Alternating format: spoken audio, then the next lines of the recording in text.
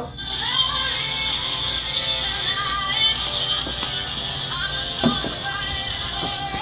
Hey, what's up? Not a whole lot.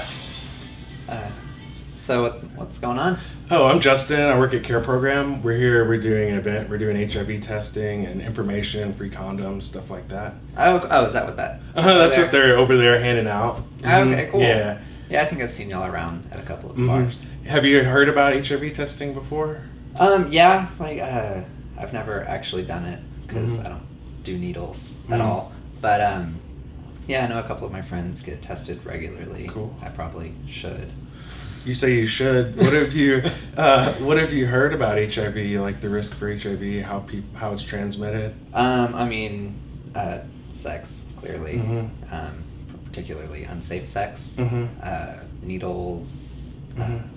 That's pretty much. So when you say sex and unsafe sex, like what does that mean? Like no condom. No condoms. Yeah. Have you heard what have you heard about different types of sex and different ways of having sex that might be more risky than others? Well, if you're the bottom, Yeah. you're at more of a risk, Yeah. right? Yeah, HIV transmitted through body fluids and sexual fluids and blood, and if someone's exposed to another person's sexual fluids, then there's greater risk. Yeah, I heard oral sex isn't that risky though. Is that? It depends on how you define risk. Yeah. If we had to put it in a ranking, it would rank as a lower risk, sure. Yeah. There's definitely things that are lower risk and things that are higher risk. Yeah. Hearing that, how does any of that apply to your experience? Like my sexual habits. Yeah. I'm Ted, by the way. Hey, I'm Justin. Yeah. I probably have sex probably about every weekend. I usually am on the receptive end, to put it more delicately. I use condoms sometimes. Sometimes to just heat of the moment or whatever just doesn't happen, but I try to use them. Right. And so you said you use condoms sometimes. Yeah. And the times when you don't use condoms, what happens during those times?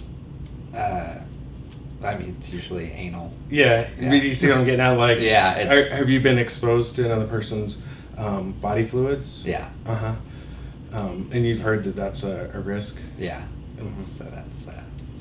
Well, you mentioned earlier that you were not a fan of needles and that had prevented you from getting tested in the past. Well, the cool thing is today we're doing an oral swab test, so there's no blood draw. It takes 20 minutes and you get the results right then, so we don't have to use any needles, and it's really easy to do. So is it just like strep throat or? Yeah, it swabs your gum lines like straight across like that.